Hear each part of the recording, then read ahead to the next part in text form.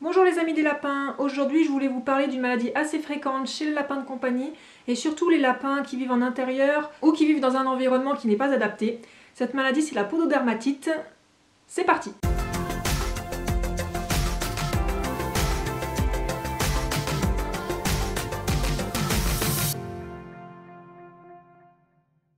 La pododermatite c'est une inflammation de la peau du lapin sous les pattes.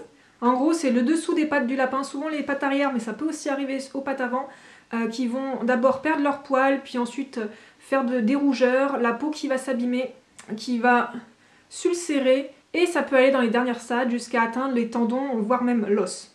C'est donc une maladie qui se développe progressivement et qui peut atteindre plusieurs stades. Donc au premier stade de la maladie, le lapin va commencer à perdre ses poils sous les pattes, et la peau va commencer à être rouge, à être chaude, l'épiderme va commencer à être touché. Au stade 2, l'inflammation va atteindre le niveau du derme, plus en profondeur, et faire des ulcères. Et au stade 3, ça va être encore plus profond et atteindre le tendon, voire même l'os.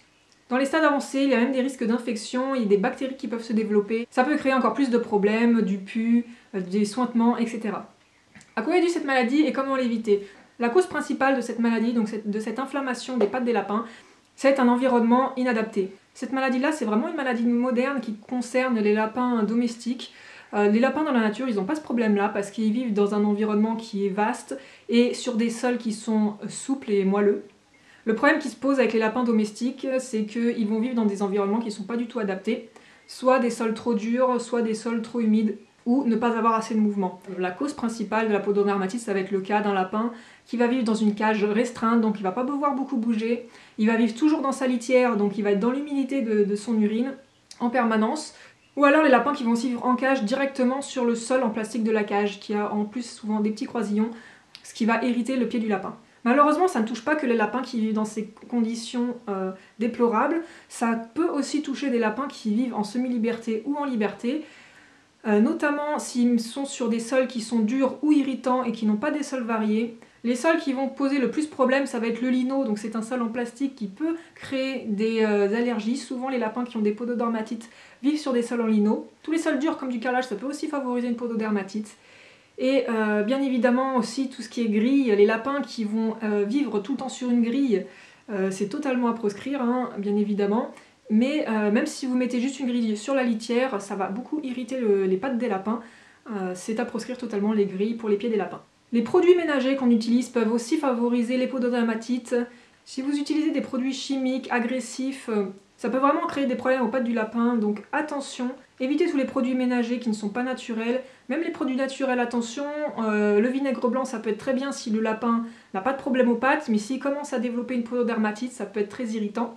L'idéal pour laver ses sols sans risque pour le lapin, c'est d'utiliser un balai vapeur. Les lapins qui ont souvent les griffes longues peuvent aussi développer une pododermatite, tout simplement parce qu'en ayant les griffes trop longues, ils vont avoir l'appui différent sur leurs pattes et avoir plus le poids sur le talon du pied, ce qui à force risque d'irriter la patte. Donc pensez bien à tailler les griffes de vos lapins.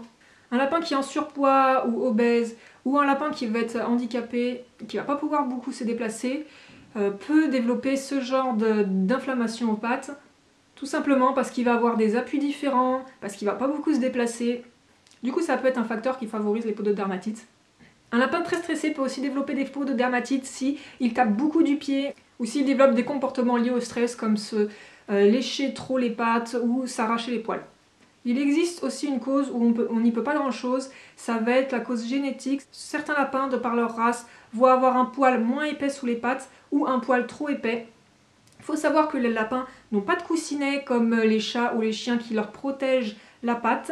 Ça va être juste le poil de sous la patte qui va protéger le lapin des surfaces. Cette protection est largement suffisante pour les lapins sauvages ou les lapins qui vivent en extérieur tout le temps sur de la terre, du sable, de l'herbe, mais ça ne va pas toujours suffire pour les lapins qui vivent en intérieur ou dans un environnement inadapté. Et les lapins qui vont avoir un poil trop fin sous les pattes, c'est souvent le cas des lapins de la race Rex, vont être beaucoup plus fragiles au niveau des pattes.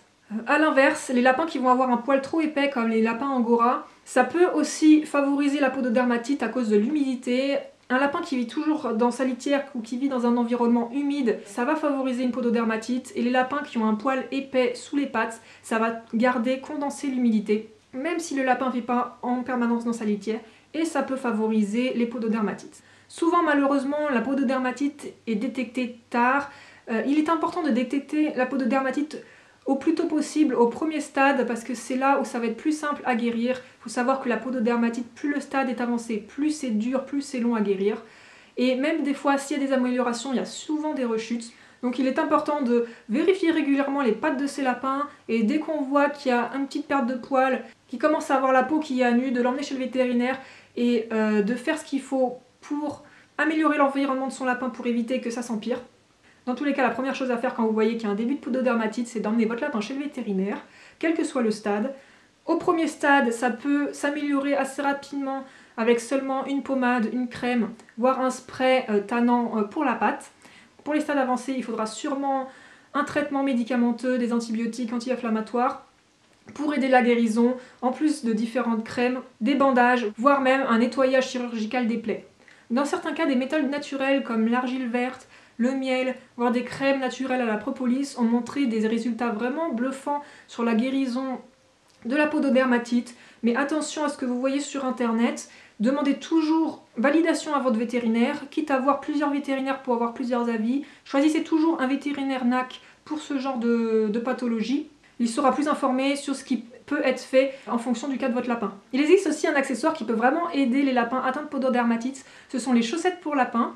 Alors c'est un accessoire qui peut être très utile pour protéger la patte du lapin et pour aussi maintenir la crème en place, éviter que le lapin se lèche.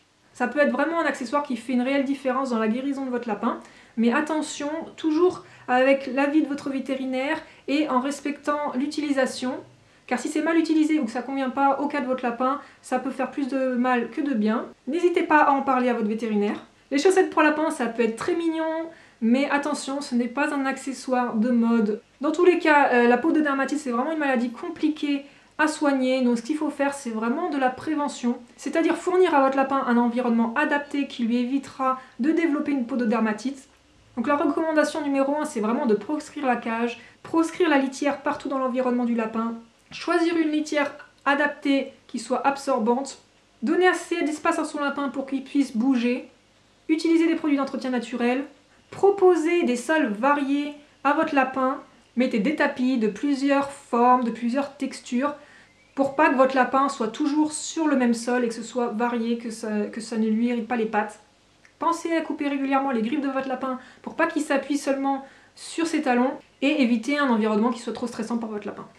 Si votre lapin a déjà une pododermatite, en plus d'un suivi vétérinaire, faites vraiment en sorte d'améliorer l'environnement de votre lapin parce que tous les soins possibles ne serviront à rien si la cause de la pododermatite n'est pas réglée à la base. Pour faciliter la guérison, vous pouvez par exemple utiliser des tapis très épais et très moelleux, comme les dry beds.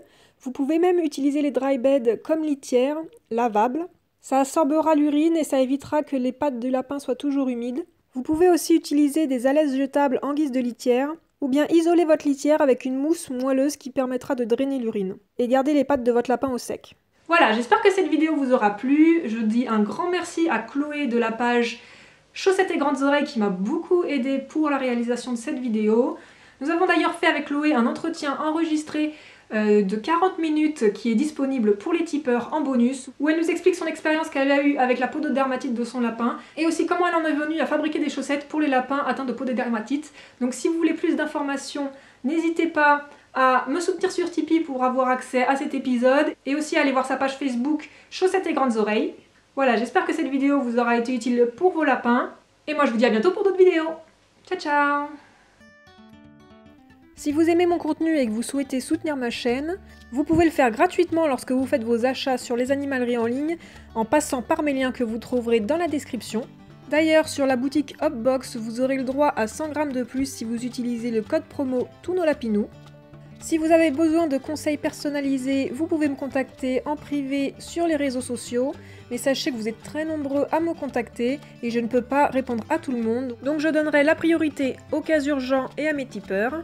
Tous les tipeurs ont accès au contenu bonus, notamment au tout nouveau podcast Tous nos lapinous, où nous traiterons de certains sujets plus en profondeur. Vous pouvez aussi soutenir ma chaîne en commandant un dessin personnalisé de votre lapin, ou alors en commandant des goodies. Un grand merci à tous et à bientôt!